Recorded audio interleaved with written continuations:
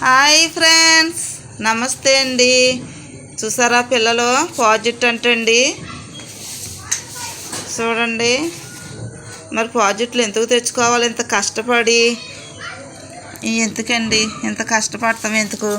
ఇంకో చూడండి, ఒక అన్నయ్య హెల్ప్ చేస్తున్నాడండి బాబు పిల్లలకి. ఈ అన్నయ్య 10th క్లాస్ ఎగ్జామ్స్ రండి. మరి నేను చదువుకోవాలంటే ఎలాగైనా పట్టుకుని లాక్కుని తీసుకొచ్చేసారండి.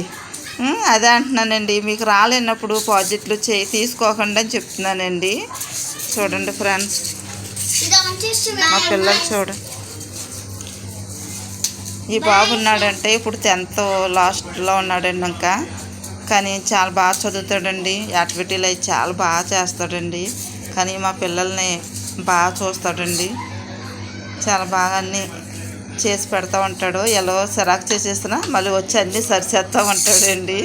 పైకి బాయ్ ఫ్రెండ్స్.